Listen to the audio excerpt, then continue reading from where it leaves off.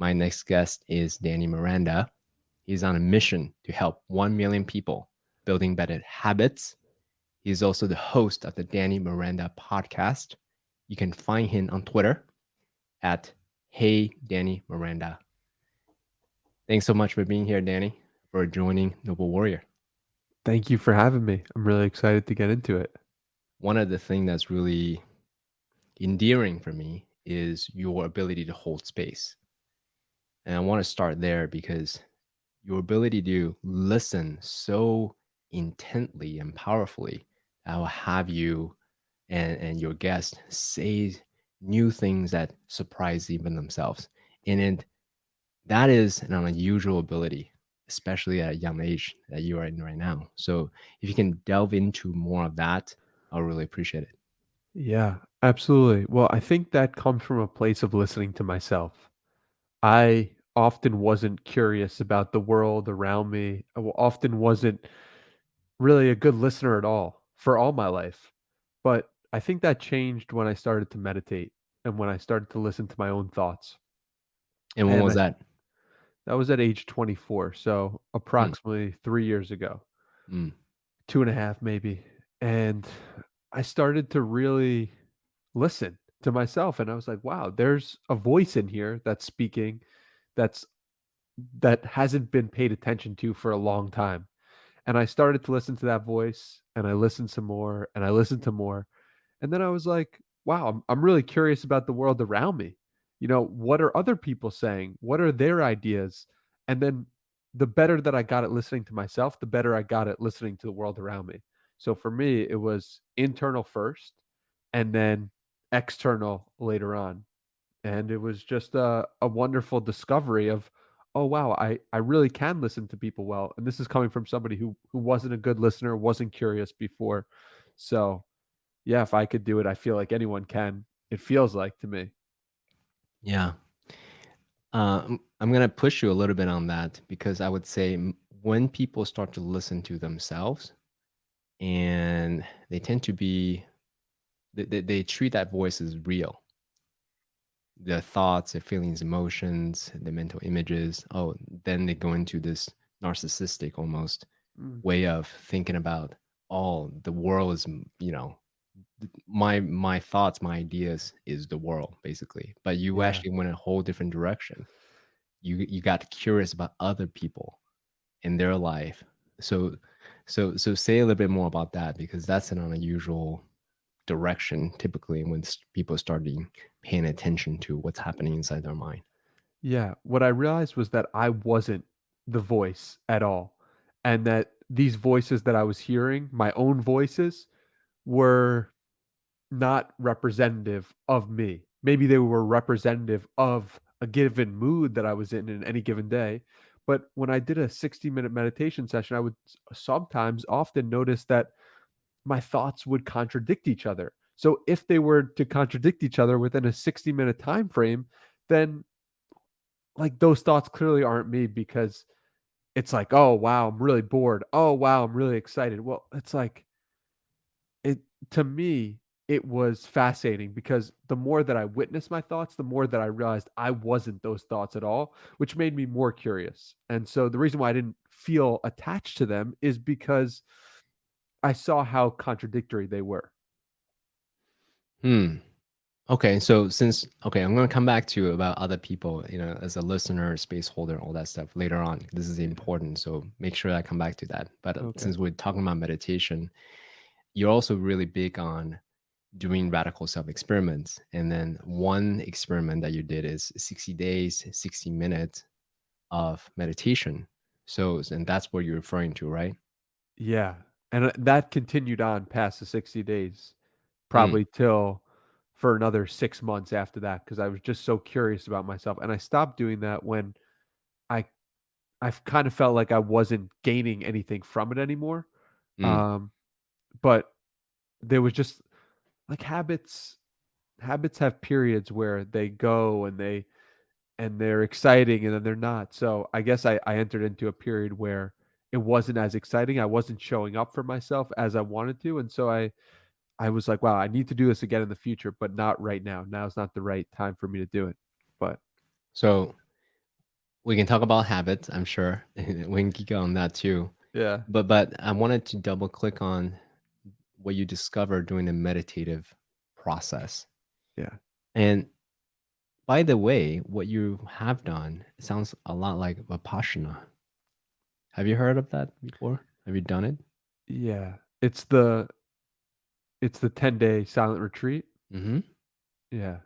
I haven't done it, but I've heard of it. Yeah, I think as a radical seeker that you are, I think you really enjoy that. And I'll describe briefly for those that don't know what Vipassana is. Essentially, is 10 days of silence. You're with other people, but you don't make eye contact with other people, Wow. and you don't have any note-taking devices whatsoever. The whole idea of this 10-day experience is that you are with you and your thoughts alone. And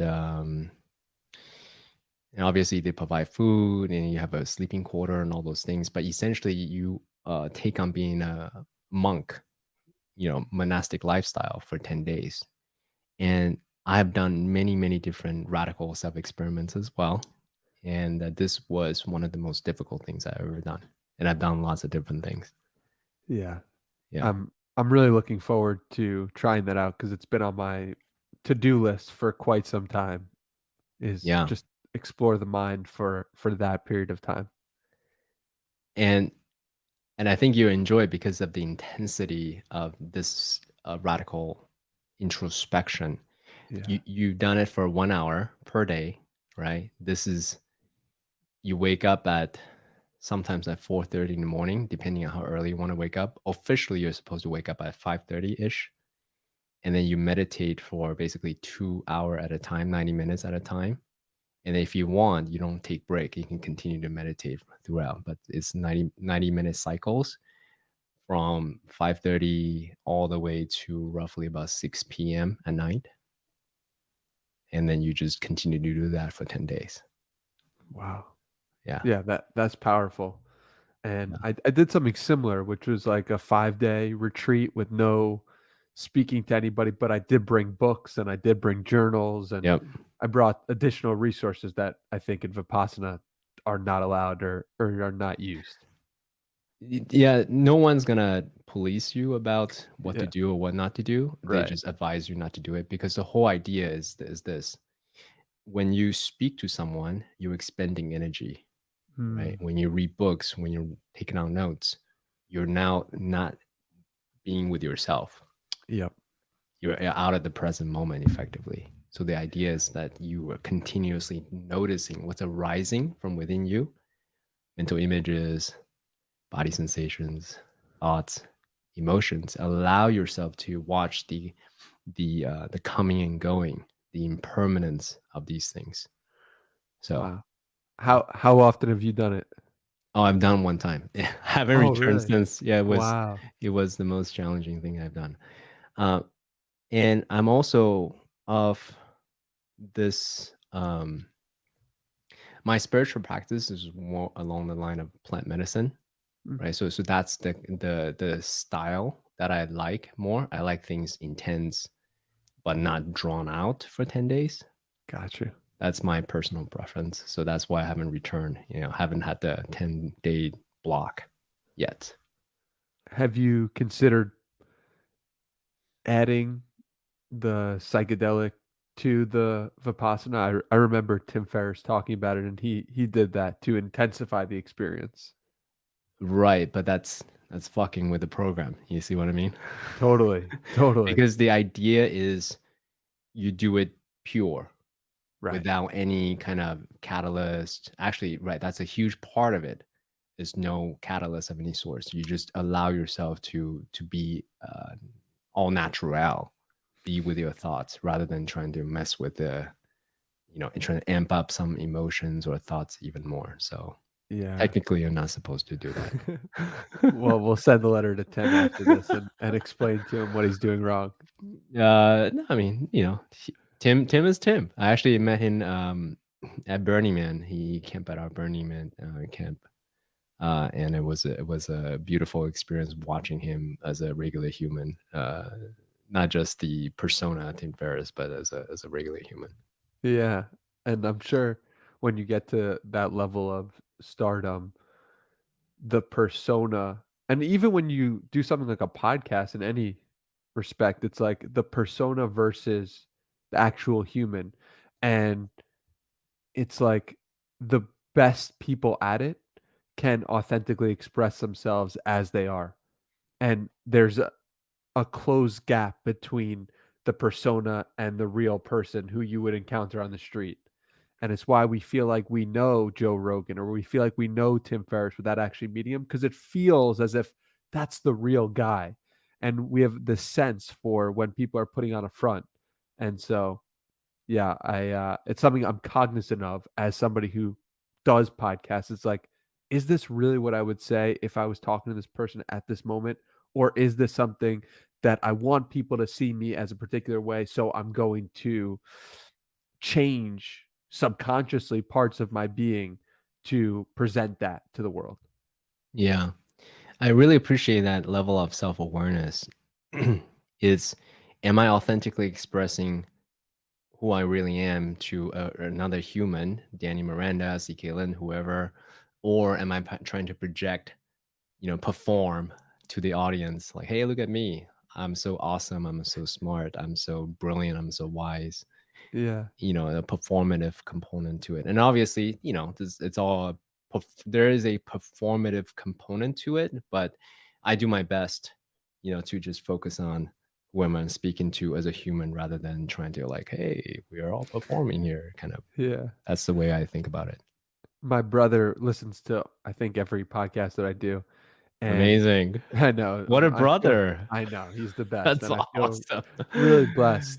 Oh And man. he said to me, I did episode 61 with Ali Abdal, Hmm. and my intro for the episode was, guys, I dropped the ball on this one. I wasn't as present as I normally am. I didn't ask the questions that I wanted to. I wasn't able to flow with the conversation. And that's what I said as the intro.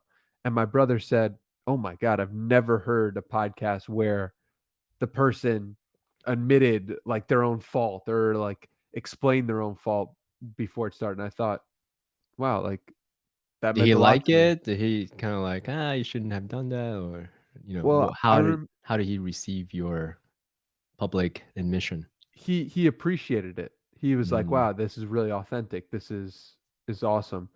And funnily enough, a lot of people commented like that was just in your head that mhm, you did a bad job at that episode. Like I thought it was great, or I didn't notice the difference. mhm. So yeah, it's just funny the voice we have in our head and maintaining authentic expression. But yeah, to that point, right? Circling back to the meditation conversation, because we are not part of my big takeaway from the Vipassana experience is the silence, the boredom became such a container that compressed all of my thoughts, feelings, emotions, all of it at the same time. So as the day goes on, longer and longer, it becomes more and more compressed Mm. and bigger, high pressure crucibles. And the biggest takeaway from it is I am not my thoughts or my feelings, emotions, or my body sensations, or my mental images. How could I be this ever present awareness to just watch, just like the ocean waves coming and going? That's a huge takeaway in a very not intellectual understanding, but a visceral understanding. Like, oh, okay. Anyways, Yeah. what when why I brought that up is when you analyze or self-assess afterwards, how do you not let your evaluation voice or critical voice taken over of what you actually did? So I think you were right, and also your supporters were right as well. So how do you choose which perspectives, which narrative to take on as you are on this journey to be the next generation Joe Rogan, Oprah and so forth. Right. I think that a previous version of myself would have attached my identity to what I felt like the performance or the podcast was. Like, "Oh, I did a bad job, therefore I am bad at podcasting." But with the benefit of meditation and understanding that I am not what I just thought about this episode, I was like, listen, that was one performance, that was one podcast on the road too many. So that doesn't define me. That just was one example of me not doing the craft to the level that I think I can. And so, I mean, that's how I don't let it. I just keep moving and continue on. Mm. So we're still in the realm of conversation, right? Conversation as a listener, conversation as a podcaster, Yeah. conversation as an interviewer. Who in your mind is that person who is the same, who has the same persona, private, public and private, who just embodies how they really are? Yeah. I mean, I don't know because I don't live with them, but it's like In for an experience, emotional experience. yeah, from the emotional experience, Joe Rogan is one, Tim Ferriss Uh, is another, okay. um, where it seems to me like, oh wow, like these are real people who are willing to just be themselves in in a real way. And perhaps it's just by virtue of doing it for 8 years and 12, Mm, 13 years, right? Like the longer you do it, the more I believe the connection happens if you're self-aware. The connection being between the performative person and the real self. Um, mm, and I think the more you do it, the better you get at speaking your truth to the camera, speaking your truth to the listeners. mm, mm. I know you give them a lot of credit, the Joe Rogans and the Tim Ferriss, and which I also appreciate. I think um, this is my second podcast, and I stopped my first podcast after 6 episodes, and then my friend pointed me to Joe Rogan and said, "Hey, listen to Joe Rogan 1 to 100 versus Joe Rogan 1000. You could Totally. see the progression of his skills as an interviewer, the quality of questions that he has, the space he holds, how he interjects, and so forth. You could see the progression, right? So, um, my friend told me, don't compare yourself to someone who has been in the game for 1,000 episodes versus Yes. who's just at the beginning. So I was like, oh yeah, that's right. So I keep remembering, oh, okay, be Joe Rogan 1000 as an inspiration to keep going. So that was a segue to this thing though. What they're doing amazing. I think what you bring is something else altogether. That's what I was going to take on. Oh, Your ability to provide that space for people to go deep is way different than the Joe Rogans or the Tim Ferriss.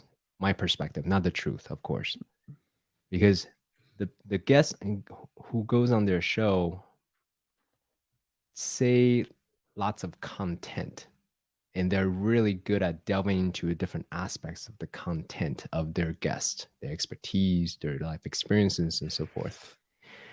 But what makes your listening ability unique is you allow people to bear their soul on your show. And I'm not the only one who's ever said that to you, I'm sure. Could you say a little bit more about that? What yeah. makes your listening ability, that space that you create, that special? Well, first of all, thank you for the kind words. And second, I do feel like I'm doing something different than them and a lot of other podcasts I listen to. And the difference is a lot of people are focused on the what, and I'm Mm-hmm. focused on the who. Mm-hmm. I'm focused on the person themselves and focused on what makes them them, but like what's beneath what they normally talk about. Right. And it frustrates me when I get the same answers that I've heard on other podcasts. It frustrates me when I'm not able to get them speaking about something they didn't even know they had. And the reason why it frustrates me is because my aim with the conversation is not to like get a trick or a tip or something like that out. It's to get them at their deepest level. And you can't always do that with 1 hour with somebody you just met. But the better I am at the craft, for me, it's about how can I get this person to bear part of their soul to this conversation. And so that's a great insight by you. Yeah, I mean, I'm listening to your stuff. I'm saying to myself, holy shit, like this guy can get people to the depth of their soul, right? The soul expression within such a short amount of time is impressive. Because my podcast experience is 90 minutes or longer. I just need that much more runway in order to tear away the superficial layers, but you can Yeah. just like cut right through it. That is impressive to me. Thank And you. and as you know already, I contextualize my questions with a lot of words as a way to get at this intangible quality, this essence I'm trying to get at. Whereas your questions are succinct and elegant, you give people a lot of space. So you actually don't say a lot. So say more about that because that is your unique superpower. Thank you. Um, One thing Joe Rogan talks about sometimes with comedians is the economy of words and how a good comedian uses a very little amount of words to get their point across. And I think about that sometimes when I'm re-listening to my old episodes. How can I use less words to get across the same point? I remember so specifically listening to episode 36 with Kevin Lee, and there were so many things when I listened to them back, I said, "No, no, no, you could have said this much shorter." And so that when I had my episode with Gary V, I chopped down so much of what I would have said, and I think it's a balance. Live or post? Live. I don't Okay. I edit very little, for Mm. my podcast because I wanna show the real progression. I plan on doing this for 10 years, 20 years, 30 years, Hmm. and so I wanna show this is me at episode 200. Now look at me at episode 1,000. I want because I don't want to put on a front of something that I'm not using the power of editing. And maybe Mm. that's my own flaw. Maybe I'd grow faster as a podcast if I made it 10-minute episodes and chopped it up, but, like, I want people to see the real progression of who I am, and so if it takes longer, it takes longer, but I'm committed to that process of getting better, and how I get better is re-listening to old episodes and seeing how much I would take for an answer or a question and then say, "Oh, you could say that in a lot less by saying X, Y, or Z." So let me ask you a question. How often do you listen to your old episodes? And when you listen, is it from the perspective of a critic or is it a perspective of a fan? Both, and that's a superpower. So I listen to every episode over now. I started doing that for the past, like, 20 episodes because 'cause I'm doing timestamps for each episode, so I'm, like, I'm listening to it at 2x speed, but sometimes I'll just go back and listen to it at 1.5 speed, random old episodes, and some part of me is like, wow, that's really good. Like, you're really good at this, Danny. And another part of me is like, dude, what were you thinking? Why didn't you expand on this point? What's so I have both. And that is a superpower from my perspective because if you can look at the good and look at the bad, you probably get a real sense for the truth of what is going on. Now, I want to double click on that point because, especially for overachievers or the overachiever types, most of them just wear the critic role Yeah. when they listen back to their stuff. I think that's fine. It pushes the quality of work even higher. That's good. But at the same time, I think it's healthier to wear both the fan as well as the critic. Because in my mind, if we don't nurture our soul ourselves, if we're waiting for other people to validate our work versus our own, I just don't think it's healthy. I think it's healthier if one could, be our biggest fan. I listen to my own podcast as well. That's why I ask. I think it's badass. I think that's awesome, right? Yeah, It's like, yeah, this is good stuff, and at the same time also think, hey, here's what worked, here's what didn't work, here's what's missing, how one could get better next time. totally. So, And no, yeah. I think they're both so important. And I think what I often find from interviewing so many people is like the negative one, they're fueled by the negative. And I just think that leads to a worse place from my perspective. It leads to you're using fuel that is not the best energy source. And when you can use the fuel of positivity, it's almost like it's never ending. It's like imagine love. Like there's no end to the amount of love that you can feel. And it's like the love for your parent gives you more love if you really think in it and sit in it. And your love for yourself, if you really think in it and sit in it, it gives you more love for the things around you. But it's like the hate, it feels like it's going to a worse place if pursued endlessly. And it feels Yep. like it puts you in a worse place. The analogy that I give is use fuel. Think of basically you're using 89 versus 92, right? Which kind of fuel burns cleaner? To me, Yeah. joy, passion burns cleaner than say a negative emotion. So thought, I mean, powerful, don't get me wrong. Like there's real power in anger or resentment, or let me show you this, right? There's real power there. At the same time, it comes with a lot of residue. And then again, if I think just net, honestly, if I even just think utilitarian wise, I want a cleaner fuel. Yeah. But a lot of people will say to that, well, if I work with joy, maybe I won't be as motivated to do it. That's a lot of the rebuttal I often hear when I am faced with telling people that. What's your response to that? um so it's an evolution of my own journey. In my younger days, in my 20s, I would say, yeah, definitely used one that's more potent.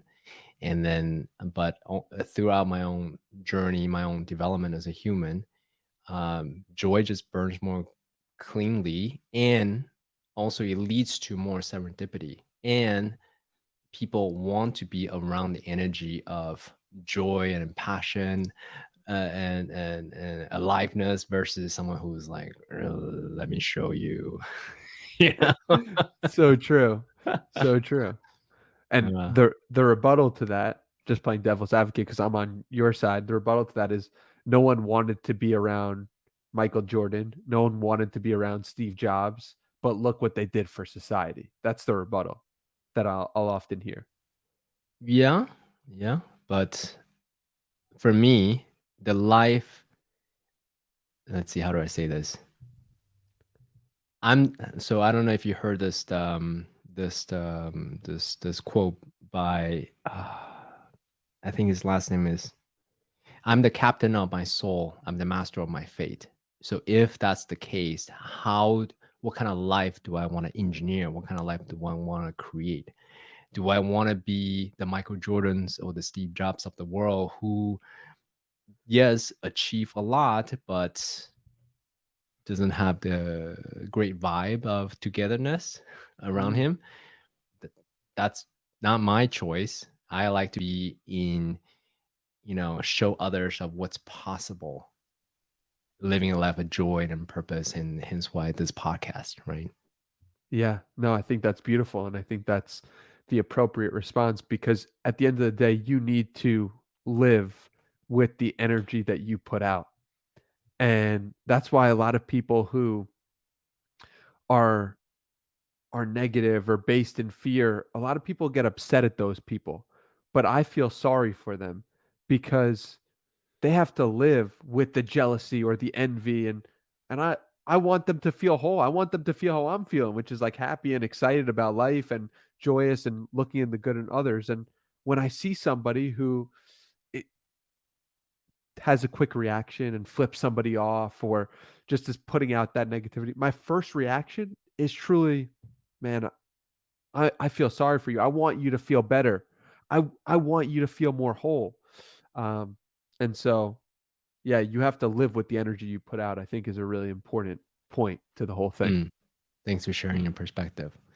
I want to come back to the art of listening because, like I said, you have a unique superpower. So I wanted to, really not to so much get a recipe, but just more of a discourse of what are you consciously doing or unconsciously doing that you may not be even aware of. So one thing that I notice is your use of silence and also your use of tempo. Mm. And let me contextualize a little bit. My style is very calm, very slow. Yeah. And but yet I contextualize a lot, right? And so for you, your tempo is pretty upbeat Yeah. and you give a lot of spaciousness for your guests, and so you say very, very little. So say more about the conscious choices of tempo and silence as you craft this art that is your podcast. Yeah, what a deep and juicy question. It I am upbeat. I am a positive person, which comes across hopefully in the interviews. But with that being said, I know the importance of giving conversation, giving interviews a space or giving the other person space to breathe because I can hit you with that energy nonstop. But if I do, I also need to give time for the person to hear it, for the person to settle in on it. And Chris Williamson said something. Chris Williamson's a great interviewer, host of the Modern Wisdom podcast. He said, the importance of letting a question breathe, not wanting to interject, is actually a form of confidence because it's saying to the other person, I trust in you to answer this at your own pace whenever you feel ready. And I'd be curious to actually find out why that is. Like, why is silence a sign of confidence? But that is part of the process, is like giving somebody a bunch of energy, giving them like my perspective, my view, but then also juxtaposing it with nothingness. And that creates beauty for some reason. Mm. So for you, it's a conscientious choice to, when you ask questions, be really upbeat and then silence. Actually, one thing I noticed, I don't know, since I don't see the side by side typically on your podcast, Yeah. all I hear is just silence. And are you doing over there doing the silent nod or say yes and cut it out or anything like that at all? Because I don't hear anything. Yeah. Well, actually, it's funny. It's so funny that you mentioned this because I just posted an interview with Rory Sutherland. And with Rory, him as a person is tends to talk for long amounts of time. Like he can go, I don't know, 10 minutes just speaking nonstop. And because of that, I consciously chose to add a lot of verbalized, yep, like every every 30 seconds I would say something because I didn't want the podcast to be Rory talking for 10 minutes at a time, me getting my next word in after that. I wanted it to be more of a back and forth. And so consciously, most of the time, 98% of the time, I let the person just be and just sit in their own thoughts. And yeah, that's a conscious choice. And to go to your point, I am nodding, letting the person know I am listening on the other side. And that's just one thing that I also picked up from Chris Williamson, who's great. Do you know Andrew Warner of Mixergy? Yes. Okay, great. Yes. So Andrew and we crossed path when he was still in Santa Monica back in 2008, and I've been following his work since 2006-ish, something like that. Wow. And his style is a little edgier, right? A little Yeah. sharper, a little bit more confrontational. he likes that kind of stuff. So which is great, right? I admire the balls, right? The courage of asking to be confrontational. But one thing I also really admire his he I do a lot of uh-huh, yes, understand. Like this type of I'm with you, but he is just nothing. I appreciate that. So, do you see yourself ever get to that point of just minimum movement, just just stare into the soul of their of their being? Yeah, I feel like I did that a lot when I did in-person episodes, which I did over the past 2 weeks or so, which I'll be releasing very soon. On one of those, you can see the intent of looking into Noah Kagan's soul. You'll be able to see me and him if you choose to listen to that because it's only one camera. The other two I did were two camera setups. And so you wouldn't be able to see me looking directly into the person's soul. But yeah, it's one thing that the audio engineer said afterwards was, wow, like you were really dialed in, you were really focused. And I think he was just witnessing what I do to the computer, what I'm doing in this moment, where I'm so locked in on your eyes, where you are the only thing that matters, is like how I'm approaching and thinking about it from a podcasting perspective. Now, that level of intensity is very intimidating for 99.9999% of, in the world.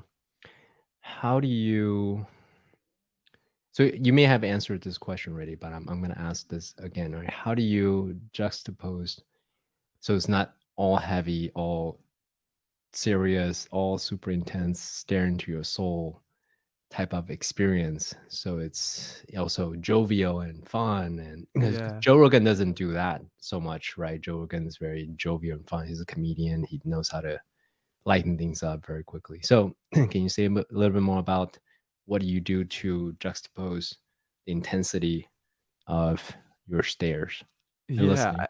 I think that it's nodding often and also giving a person a feel for my intent, right? My intent isn't gotcha or let me get something out of you. My intent is to explore your soul.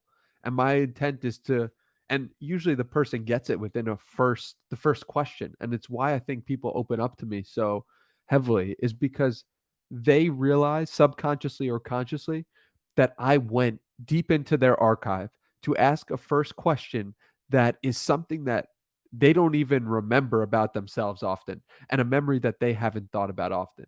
An example would be for David Perel. I asked him when I first interviewed him,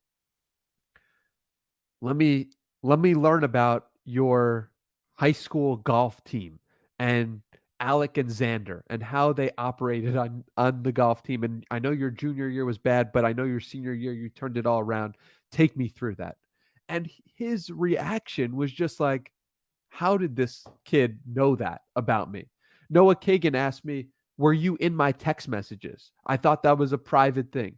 And so when it's juxtaposed. The stark attention to that person is juxtaposed by the care and attention I'm giving their history, which Mm, people take as giving attention to themselves. I love that. Because what you just described, for anyone listening, you wanted to be that great listener. How do you not just in the moment give that great care, right? You have my full 100% attention, no phone, no nothing, right here and now, right? The intensity at the same time to know essentially the arc of their history, doing your prep. I'm a huge proponent of prep, not the Larry King style of no prep. Like, I don't believe in that. I think prep is important. Well, I tried that. I tried the Larry King style, and I was like, well, I can compare that to one where I did deep prep. And for me personally, the deep prep wins every day and connects with people at a deeper level. Mm, awesome. I'm gonna cough for a moment. Give me a moment. Yeah, Thank you. I appreciate your patience. Hmm. of course. Okay. So, anything else you want to say about the spaciousness, right? This energetic spaciousness that you can create as a podcast? Because I would say this: a lot of people think podcasting is about making content, about generating stuff, right? Making stuff. But in my mind, the spaciousness, very similar to music, happens in the spacious of notes. So how you articulate or how you create the quality of the spaciousness would dictate the quality of the listening experience. And again, I think you're really, really good at it. And not a lot of people talk about the spaciousness that happens between notes. Is there anything else you wanted to add? Maybe energetically, or maybe spiritually, anything that you wanted to contextualize this question even further? I would say to that point, there's probably something going on that I'm not conscious of. And what I mean by that is I spend a lot of time in the space of no space. And that's just with me personally, of like sitting down, meditating, going about my thoughts, and just going deeper within my mind. And if I didn't do that practice, if I didn't meditate for 20 minutes a day, if I didn't have that as a core of my being, there is no doubt in my mind that the space that you're describing would not be the same. I would either be too much pressing on the person, too assumptive, or I would be not assumptive enough or not pressing enough. And I think that the space you're describing is a result of me spending time deep in my own mind. And I think that there's something going on that I'm not 100% cognizant of. Hmm. So upon reflection on what you said, for me, uh, a podcast experience is a magnifier of or amplifier or product, whatever your way you say this, of a spiritual energetic transmission between two people. Yeah. And the space that we create, I'll use a coaching analogy. I the ideal coach, from my perspective, create a space for the person to be wholly themselves as Yes. they are, with all of their idiosyncrasies, with all of their brilliance, with all of their shadows, whatever the thing is. So then they feel free to explore what's it truly like to be listened to or show up as a spiritual being living in human life. To me, that's a potent coach. Yeah. And I think podcasters does the same thing in an energetic sense.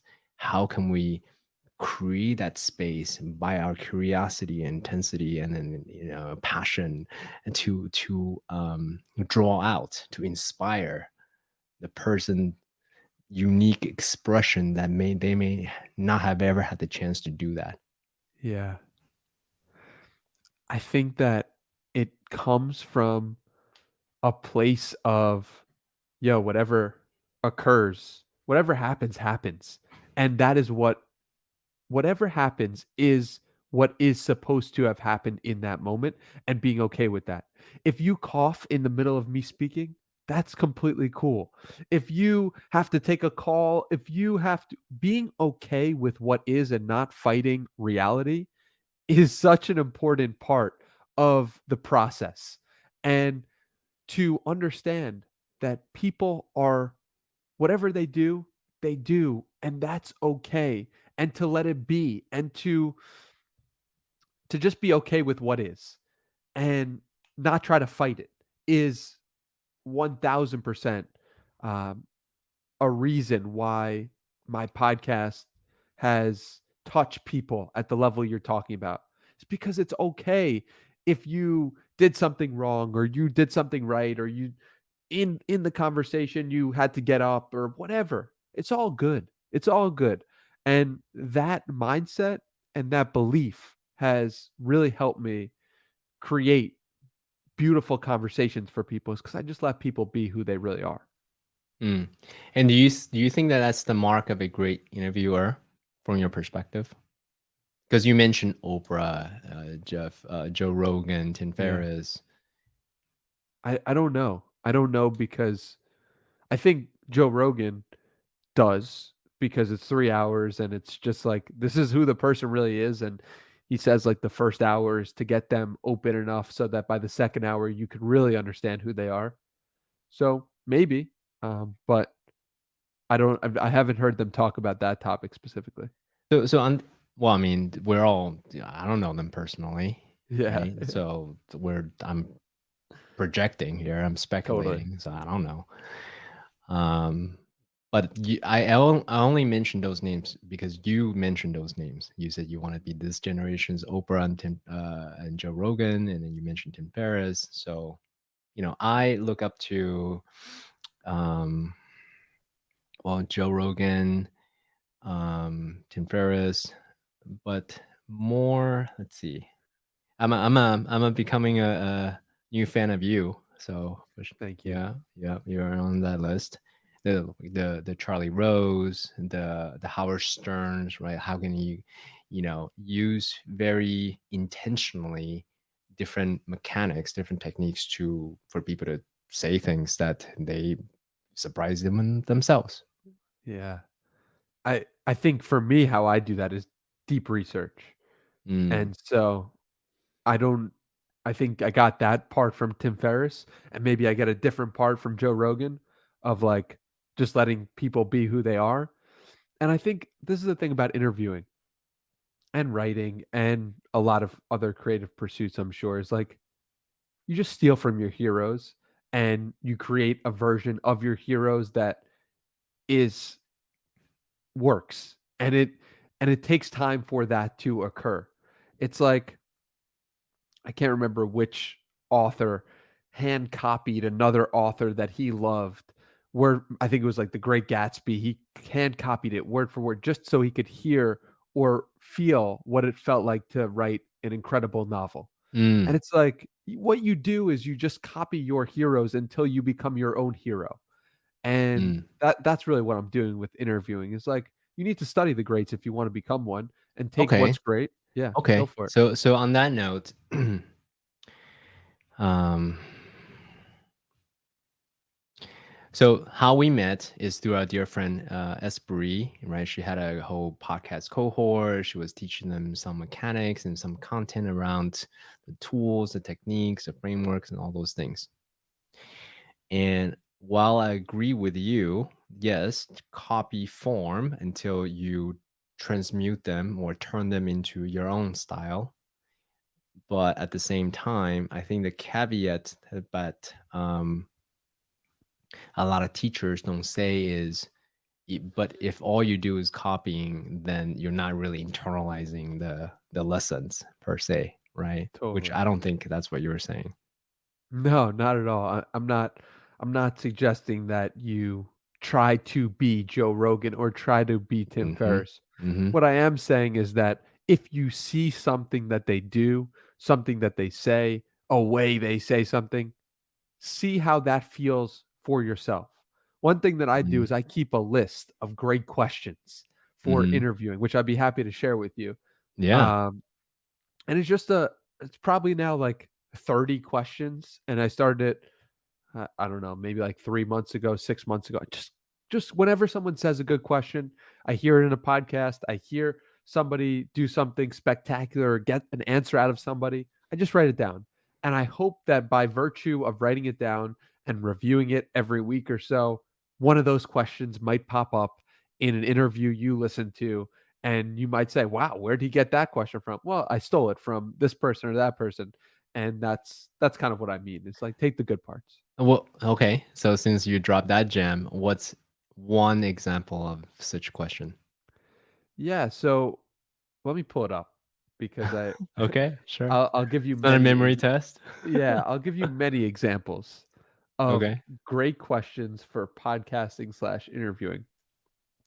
So one I like, this was used originally by Erica Erica, the Barstool CEO, said, "What is something you've mastered and what is something you're still learning?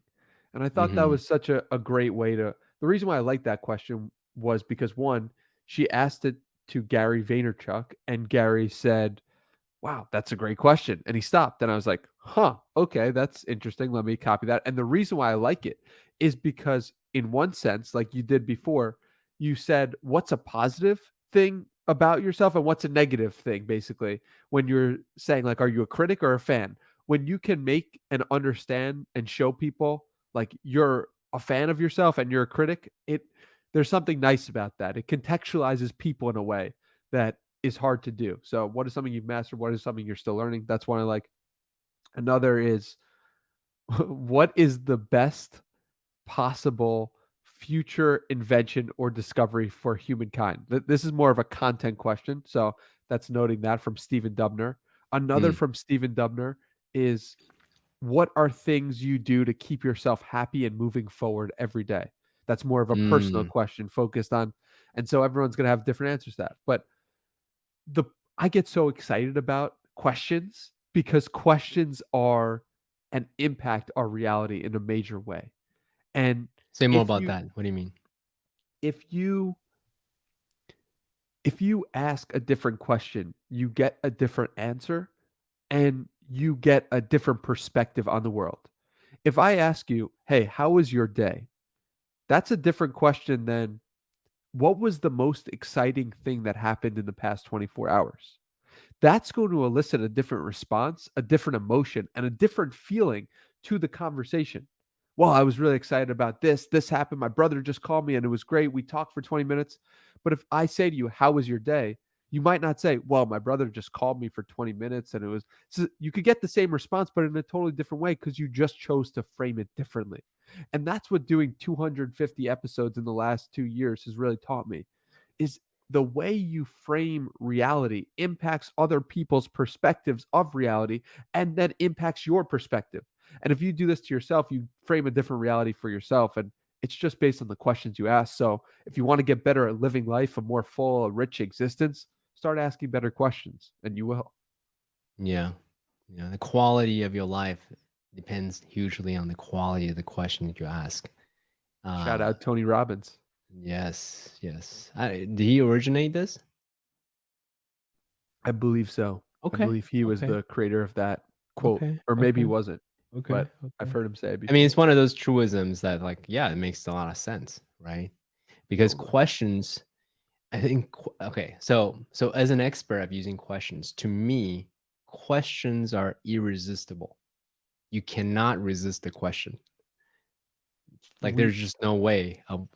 Because, like, you can resist. Hey, I say the sky is black. And fuck that guy's not black, right? Like rejection. Yeah. But if I ever ask you, is the sky black? Just using that very simplistic, like, oh, I don't know, is it? Like your brain just automatically goes to work. There's no resistance to questions. So if you are a expert of using questions or asking questions in an intent way, it's an amazing, I won't say technique, but an amazing tool to inception ideas in people's mind without them being able to resist it altogether. Because it opens a loop, right? Like Mhm. you open this is what social media has done so effectively. It when you open the app, it creates an open loop in your head. Oh, I've got this notification. I have to check it out. Oh, this person did this. I have to. Questions are the same way. It opens a loop in the mind, and then it you need to hear an answer or hear if you're the one being asked the question, you need to answer the question, at least in your mind, in order to proceed. Mhm. Because it, I don't know why that is, though. It's fascinating. I've never considered why questions force an open loop. Like, what do you think? I don't know. I think that's the evolution of human brain, I think. I don't have any data, any sophisticated way to articulate this, but our brains evolved to be problem-solving machines, right? So Yep. to me, question is a direct form of a quote unquote problem or a challenge. and then the brain goes to work to solve it consciously or unconsciously, just how our brain evolved to do. So Yeah. uh have you ever looked into, by the way, this is totally random, but have you ever looked into, this whole conversation is random, but I it's all love good. it. And Right? that's what I Part love, of our letting intention. yeah, letting people be who they are. It's so random. Life is so random. The tangents. Have you looked into neurolinguistic programming or a more direct form of asking questions for some specific intended outcome? No, I have not, but I'm gonna write it down because I have an NLP book, like a beginner's NLP type book, and I know Tony Robbins studied it at some point, but I haven't dived into it for the purpose of question asking or really at all. So, do you have Mm. any recommended resources if you Um, have? no, not specifically, but I would say as a teacher, as a coach, whose job is to um, elucidate the narratives of one's mind, as well as guiding them towards the narratives that they want to have reinforced, as well as letting go of narratives that they no longer serve them. I'm looking to these type of fields like hypnosis, affirmation, because Yeah. to me these are all critical skills to live a full, healthy, abundant life. The highest performers that I know of the, in any kind of domains, they experience all of the human emotions and thoughts just like the rest of us. But I think the key difference is they can process negative thoughts, negative emotions very effectively. So these are, I believe, human skills to thrive. It's so fascinating that you say that because I was talking to a girl one time and explaining to her my thought process around some negative thing that had happened. And I was like, well, I'll just look at it like this. Like, it's all good because this reason, that reason, this reason. And she said, I wish I could look at the world that way. And it hit me in that moment that what I do in reframing is actually a skill and it's actually beneficial. And I don't think I do anything special, but maybe that's just because I'm in my own brain. I don't give credit to it in that way. Whereas if somebody else who was dealing with difficult situations or something like that might say, oh, I wish I could look at the world that way. So, yeah. So, quick question. So you've talked to 250 amazing thought leaders, culture shifters of the world. Yeah. How has that shifted your own taste for conversations? Do you get, so a couple of choices. Do you get juiced up to talk to everyone that way? Or do you get like, regular conversations are kind of bland for me. I really want to talk to domain experts with very, very nuanced understanding of something, so then they can articulate, the depth of what's it mean to be alive.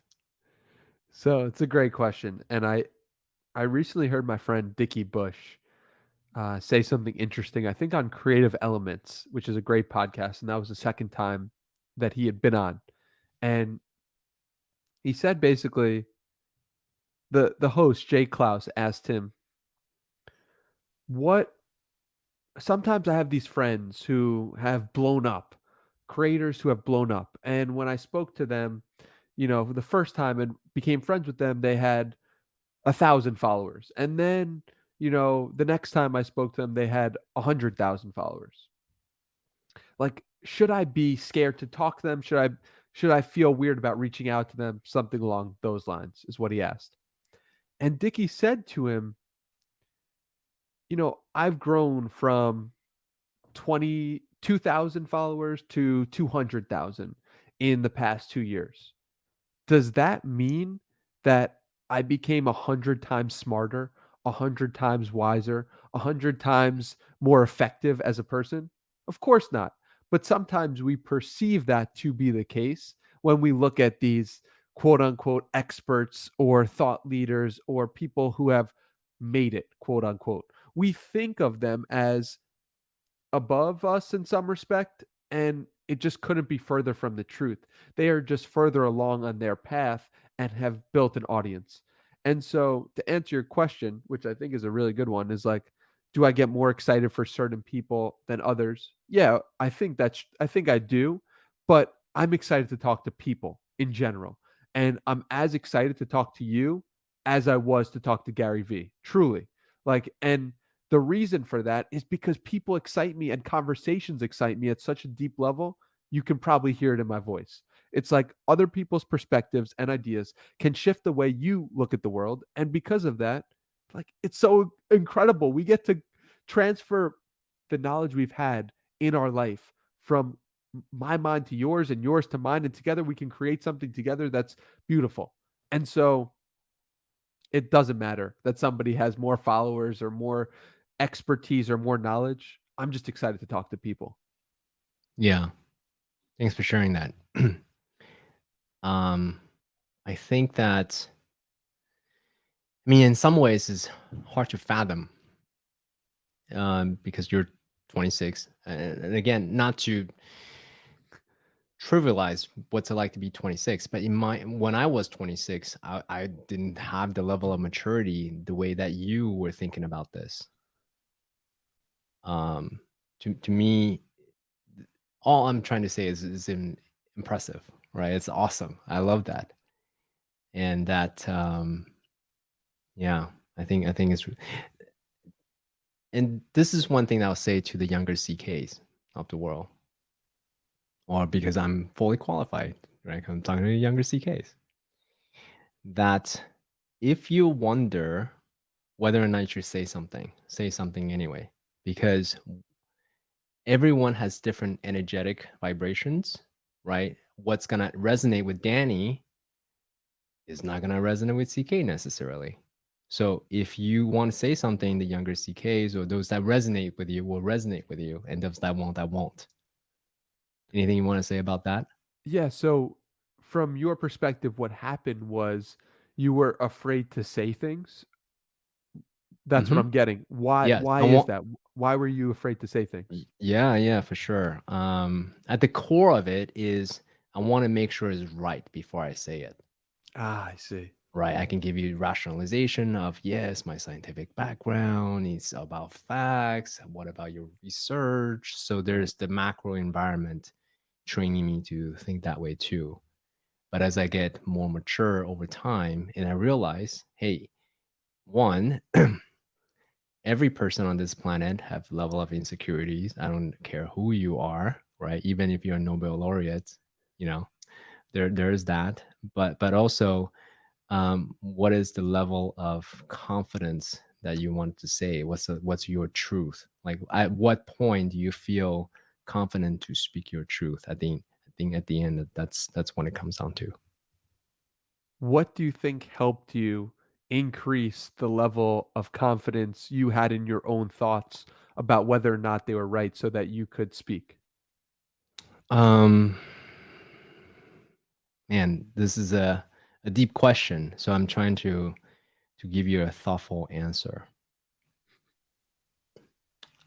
I think a big part of it is just I'm 44 today, right? So just having lived long enough to know that truth is relative. Now some people may say, well, what about music and mathematics? All of that correct. What about science? All of that correct. At the same time, all of those things built on some level of assumptions, right? So it's what they say, turtle all the way down. If you just Google that phrase, you'll see it, right? So what is the assumptions one makes? Let's see, I forgot my train of thought. Turtle all the way down. Right, turtle all the way down. So therefore, what I have to say is valid to some people. I'm qualified to say something. And that answer has layers because not just factual, but also there's a spiritual component to it as well.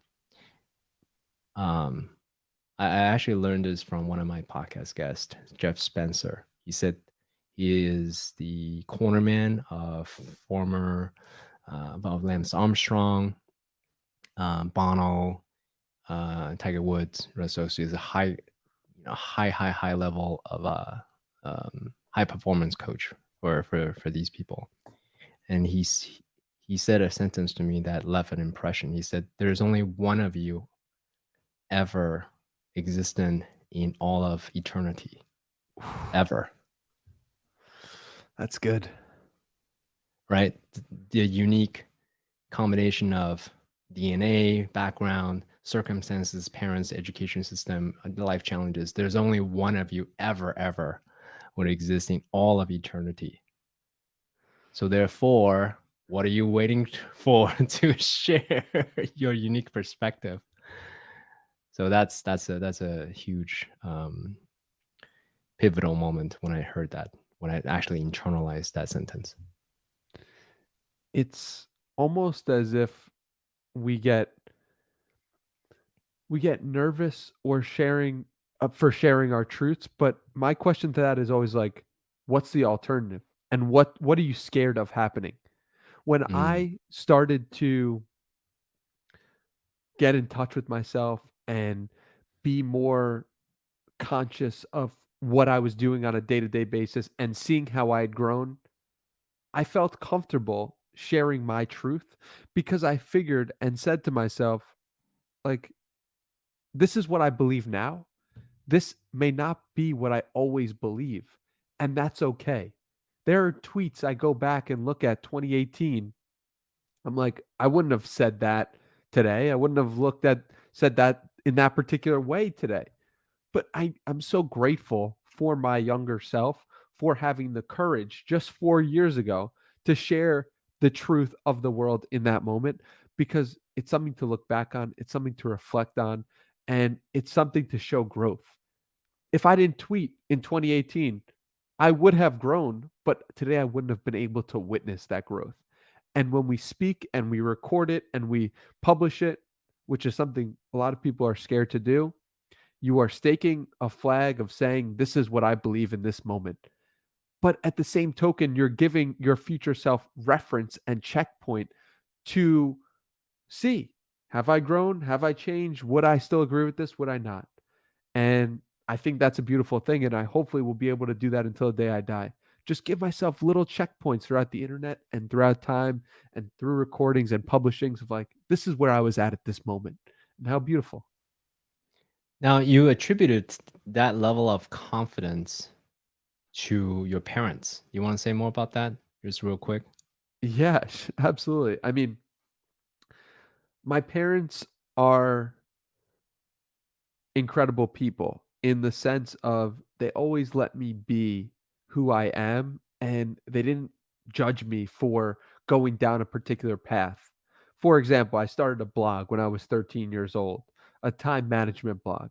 And my parents didn't say, you have to take this off right now. This is crazy. You're putting your writing online, which is what some people who were over the age of 30 would have suggested to somebody in 2009 of you shouldn't be putting your thoughts on the internet. And again, I did it at 15 years old. I started a Knicks blog, and not there was no kid in my high school who was starting a Knicks blog at 15 or at 18. It just wasn't something people did in 2010, 2011. But my parents were like, this is awesome. Let me drive you to this event. Let me help you in this way. And because of my parents' ability, there's subtle nods to me of like, yo, what you're doing is cool. Keep going. Even maybe they didn't explicitly say that, or I can remember them saying that at any time. They always were like, keep doing your thing, keep growing, keep building. And I'm so grateful for that because I'm doing the podcast now because no one shut me down when I was 13 or 15 years old. Yeah, it's a beautiful thing to hear how much of that safe container, safe space, your Yes. parents allow you to explore with confidence, with courage. Yeah. And at a young age, you didn't know any better. You're like, oh, okay, the world's like that, so let me go out and explore and then do that. And you continue to do that today, even, right? So that's a beautiful thing. How lucky were you to have? I hope we call your mom yesterday. Of course, we spent a lot of time together. Yeah, that's Yeah. awesome. That's really beautiful. But it's something that I realized that not everyone has. When Mm, I spoke to my friend Paul Millard, who I think you would really like as well if you've stumbled across him. His mm. whole thing is about work and our relationship with work, and I was explaining to him just how my mom listens to every podcast like my brother, and how That's grateful I am. amazing. That's It's awesome. crazy. It's That's crazy. It's so great. cool. Um, and it just made me feel so grateful because he was saying that, the book that he published was something that his parents were really proud of, and it was like the first time that that had happened since his online journey. And I was explaining to him about my parents and like how my mom's listened to every podcast, and I just felt so grateful for that to happen. And yeah, I mean, it can't be stated enough. Like encouraging people in their pursuits, the people you love, is so valued and so important. And if there's somebody who's doing something in your own life who is weird or it's slightly weird, but they're really excited about it, like what are the subtle ways you can show appreciation for that? For me, it's my mom listening to everything and being able to go back and forth. For like me doing it to my brother, it's like he has this app that he's building and talking to him about it and asking him how the progress is going. So I think it's just finding subtle ways to help cheer on those who are in your life who are doing interesting or quote unquote weird things in their own lives. Okay, so let's go down that rabbit hole. Um, you're known as someone who is a great relationship builder, community builder, or relationship builder, right? Yeah. So, what are some of the actionable things that you do that you could share with those that said, "Hey, I wanted to build, a network or relationships with people that it's important in my life." So, what are some of the actionable things that you do or don't do to build relationships with human beings? First of all. Yeah. One big thing I do is I reach out whenever I stumble across a piece of content or something online that I like.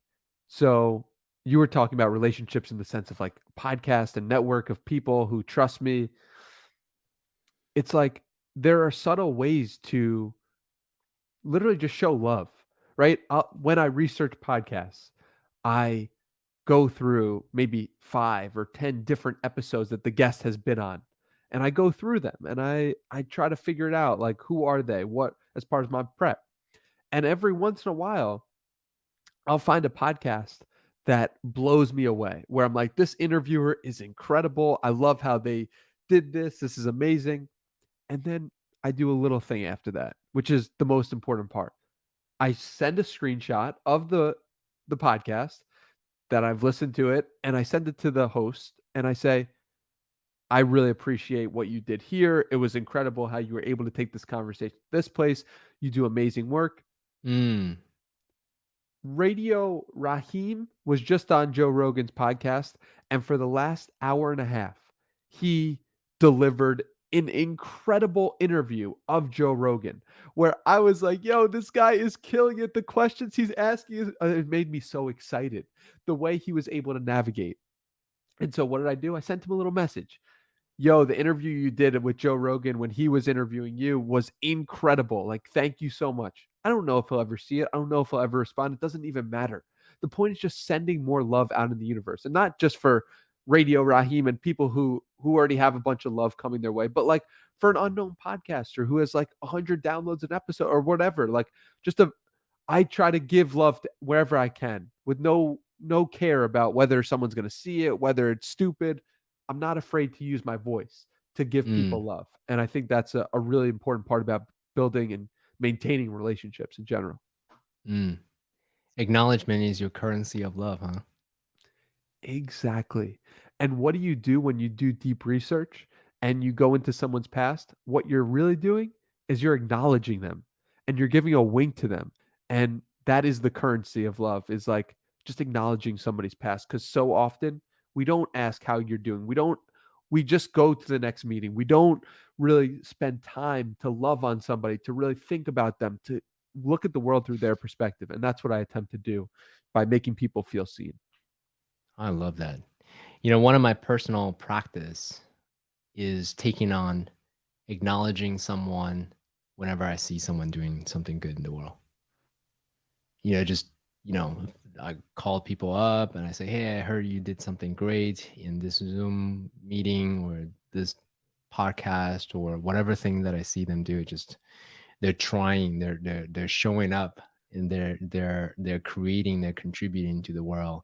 I make a point to, however small, just let them know, like, hey, I see what you're doing. Keep it up, keep going. And people really appreciate that. And then I think in overall, we just don't acknowledging people enough. So I do my part. I hope to make a however small of a difference for them. Did you always do that, or is it a Mm. practice that has come more recently? I wouldn't say recently. I would say the last, I don't know, 7 years or so. What changed 8 years ago? It was just a realization that life is too short. Yeah. Rather than reserving our best acknowledgments to someone's eulogy, that's what most people do, right? Like, Yeah. we'll save the best. And when they die, then I'll tell them how important or what kind of difference they make in the world. I just think it's silly. So do that while people are still alive. And actually, now that you asked that question, I would say what really pivoted for me was when I started doing like plant medicine ceremonies, Wow. just realizing the shortness of life and how beautiful this currency of love, this sacred exchange could happen at any moment. So, Yeah. I think also when you start looking for places to insert love, it makes the experience of life a lot more richer. It gives you the power to be like, "Oh, well, this is just a normal, quote unquote, normal encounter at the grocery store. How do I make this experience full of love for the person on the other end?" The okay. cashier. So, Yeah. okay. So go into that more. Yeah. So one thing I did was 30 days of talking to random strangers, one of the experiments I did. And what I noticed often was it would be like 11 o'clock at night, and I'd be like, "Oh my god, I haven't spoke to anyone all day, like, I need to get somebody." So I'd go to the gas station, and I knew there was always somebody working 24/7 at the gas station behind the counter, and I'd just be like, "Hey, how are you doing? Like, when is your shift end? How long have you been working here? What's going on in your life?" And dude, the level of connection and the appreciation and love that they felt by literally just asking, like, "Oh, wow, like, dude, you'd be amazed. Like, no one's asked me how I'm doing. Here's 50% off this. Here's take this for free. Do this." So, like, oh my God. Like those people, some of those people are so starving for love in that moment that they're willing to give you free things, like just by showing you care. So yeah, that happened a bunch of times, and I was amazed. And also, it's crazy what happens to you. I mean, like, I remember being a regular at this coffee shop in the city, and it was like a chain coffee shop, and I would literally just like get into 5-minute conversations with people, asking how they're doing, asking what's good, asking like just being there for the person and like showing up often. I literally got free coffee like 10 times. It was just weird. It was just like, "Oh, wow, like, people really appreciate love." Like, that's what it is. So, that's a little bit on that. Have you had similar experiences? And I'm not doing it for the free stuff. I'm not Of doing it for course, of discount. course. It's just like a crazy benefit that I happens think to that's me. implied. So, but I'm Yeah. glad you made it explicit. You're not doing it for the free stuff. You're doing it as a genuine um, human, genuinely want to connect and acknowledging people. Yes. Yeah, That's for exactly sure. right. And that's the joy, that's the reward in and of itself, is you connecting deeply with another human. And that's like, if you really sit in that reward, you realize like how powerful that is. Because then I go back to meditating and I sit in nothingness. I sit in, wow, what would life be like if it was just this? Mm, What would the universe be if I'd never experienced life? I just experienced blackness. forever. And it really makes you appreciate the connection to a stranger. It makes you appreciate a connection to a friend. It makes you appreciate a a thought leader that comes on your podcast and now you get to talk to them. It makes you appreciate life and connection in a way that I previously never had. So, Mm, mm. yeah. Have you ever heard the African adage called Ubuntu? I don't think so. Ubuntu, Ubuntu, Ubuntu. And the loose translation is "I am that you are." Yes. So, I like who I am as a human being is in direct reflection of those around me. Mhm. And then from what I'm gathering is you acknowledge people as they are, and maybe subconsciously, like that's what makes your life rich and interesting and thriving. Yeah, it reminds me that was the original phrasing of you are the average of the 5 people you spend the most time with is Mm, like but and it just goes to show like we are in some respect the same. We share 99.9% of DNA, right? Humans do. And yet we so often don't treat each other like that. We treat each other like that's a completely different species or that's a completely type of person or I don't like that type of person. I don't hang around that type of person. It's like that's another person. And maybe that's idealistic of me to think like that, but I've gained a certain level of richness of life, like you were saying, from thinking that we are all people. So I have a follow-up question for you. This is coming from someone who's an introvert, or I consider myself to be introverted, and that I like to ask deep questions, and I don't particularly like small talk, right? Yeah. So in my mind, is it inappropriate to ask at the point of sale some deep question, even though the intent is to connect, to acknowledge and connect? So what I do these days is I will acknowledge something special about whatever their appearance or whatever their behavior or how they smile, how they're being. But that's the extent of the exchange because of how short of a window doing the point of sale is.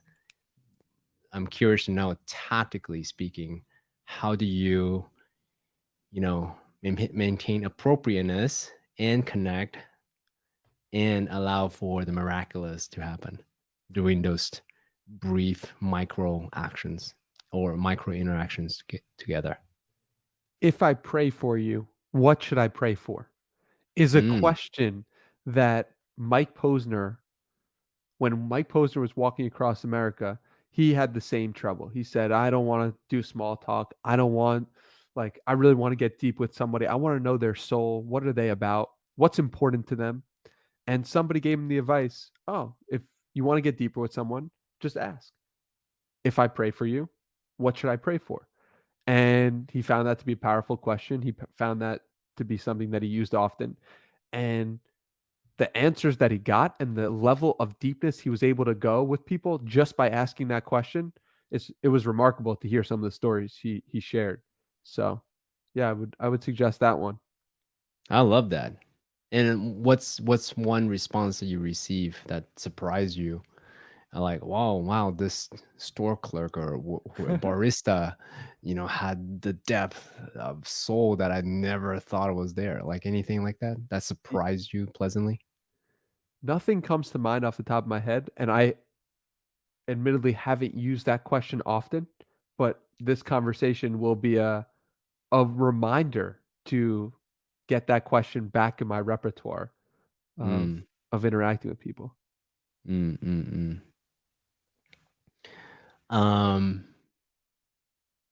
well, let me ask you this. Another follow-up question there.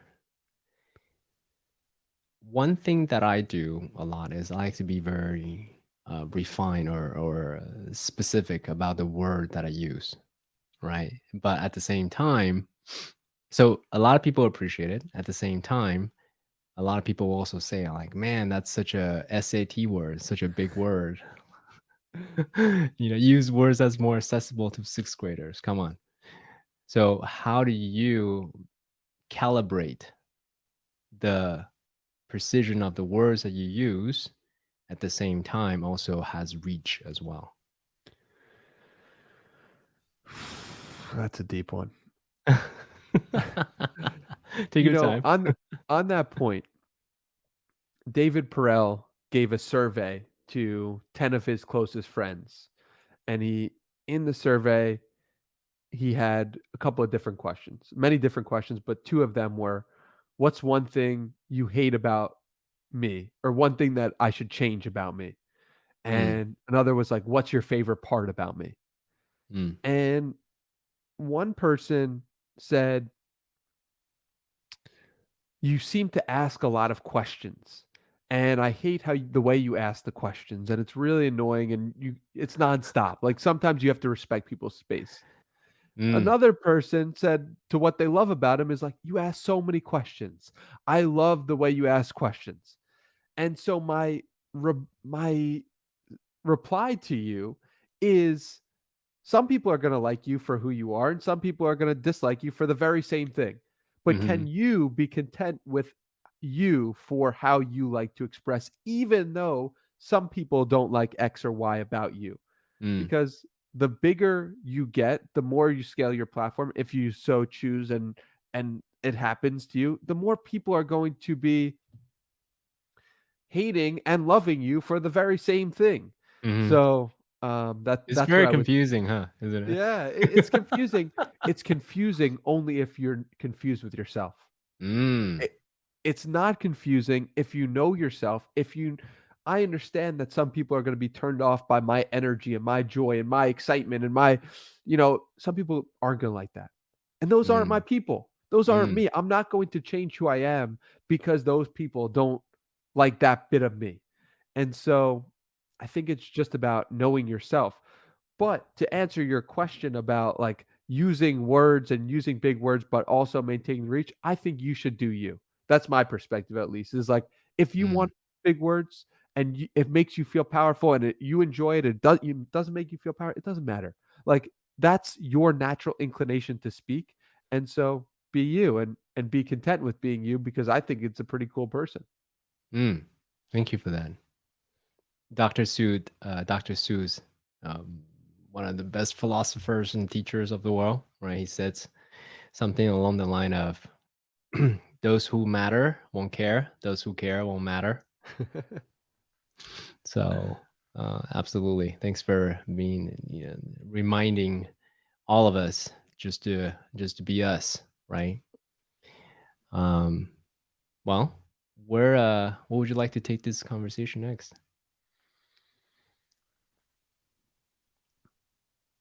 How do you maintain peace and presence? Mm, deep question.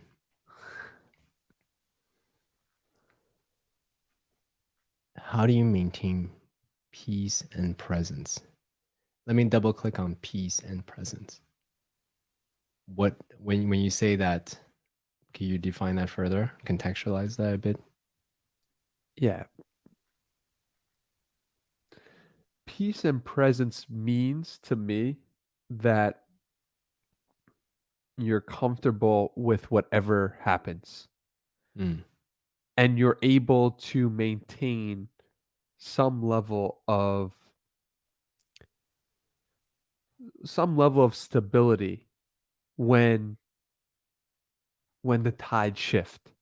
And the mhm, reason why I ask this question is because in conversations, so often the tides will shift, and you'll go in a direction you didn't expect, and you'll go in a different place, and you're like, wow, we ended up here. I didn't expect that.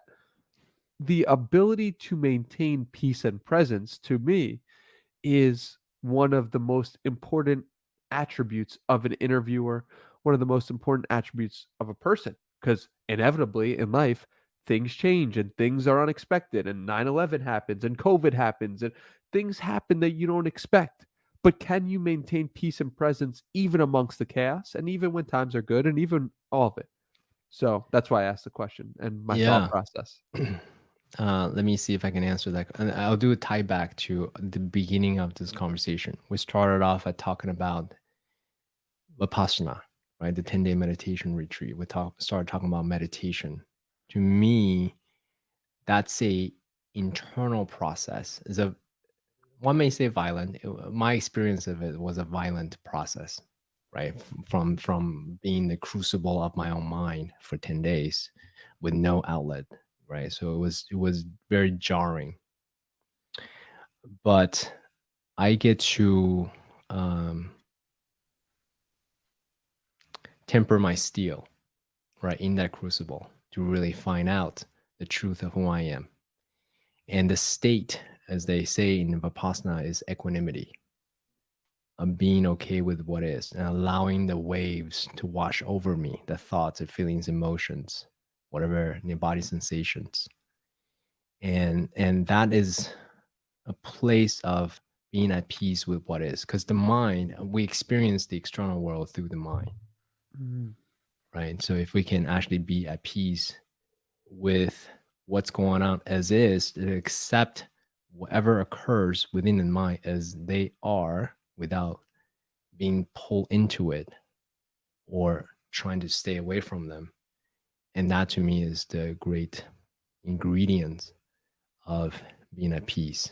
If we could do that on the regular, then in my mind, then we're truly present. Then we're not being pulled. Then we can just stay on what's happening right now and being present. To me, in the simplest way to answer your question, that's how I answered the question. Yeah.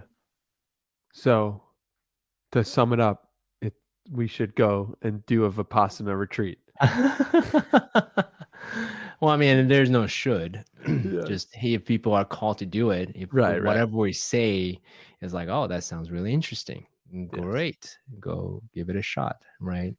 It's gonna resonate. I mean, I'm an intense guy. I like to proclaim myself to be an intense guy. I like intense things. I like things spicy. I like Spartan race. I like, ayahuasca. I mean, like I like deep conversations. I like people to be able to push me to articulate certain things that I may say, but not really thinking much about. I like that. So it's not everyone's cup of tea, and that's okay. Yeah, that's exactly right. And I think no, you just outlined a great way to build up the peace and presence is like put yourself in uncomfortable situations when quote unquote times are good so that you can maintain that when times are not so good. And it's like you can choose suffering when times are good so that when you inevitably suffer by not your choice, you're better able to handle it.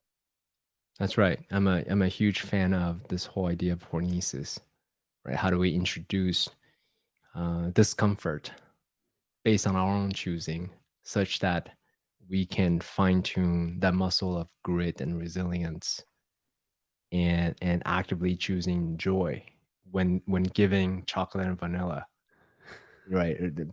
Joy or suffering at all times. It's interesting. A lot of people think like, oh, if I just figure this out, then I could choose joy. Hmm. Like that's a total illusion because everything is multifaceted. So it's always joy and suffering, choose. Joy Hmm. and suffering, choose. Joy and suffering, choose. What do you want to choose at any given moment? Yeah. Yeah, it's a powerful choice. It's a powerful dichotomy with which to frame the world, even when it seems like you quote unquote should be suffering, right? Um, I think, like for example, a lot of people during COVID, it's like you can choose suffering in this moment, or you can choose joy. A lot of the times, I'm hesitant to make that proclamation because it's like when COVID was going on, I'm like, wow, like I get to spend time with my parents. I get to, spend time with my brother. This is pretty joyful for me. So, but at the same time, I understood that a lot of people were suffering and were right to be suffering. So, yeah, how was So your COVID? yeah, Today is day 6, as I mentioned earlier, or may not, of my COVID experience, my first COVID experience. And it was miserable for the first couple of days, fever, chill, soreness everywhere and all that. And then I had an epiphany. I said, the idea was, if this was it for you, are you happy with what you contributed to the world? Now that's a powerful question. I'm going to write that down. And then I realized that for me, I was still holding on to things. I was still waiting for the perfect moment, the perfect research, the perfect whatever to actually help people. I really wanted to make a course, right? So I've been sitting on the idea for months.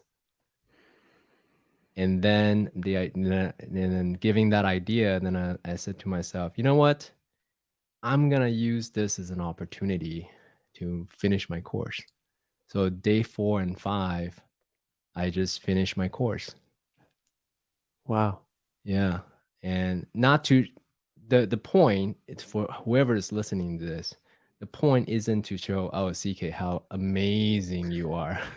You could do a course even when you're on COVID. Like, that's not the point. The point is to show anyone who is thinking, oh, I gotta wait until my circumstance is perfect, then I can finally contribute. No, like, when there's a will, there's a way. So if CK could finish a course while he's recovering from COVID, when things are not 100%, imagine what you could do with the perfectly healthy body, mind, heart, and spirit. Like, that's the point. Yeah.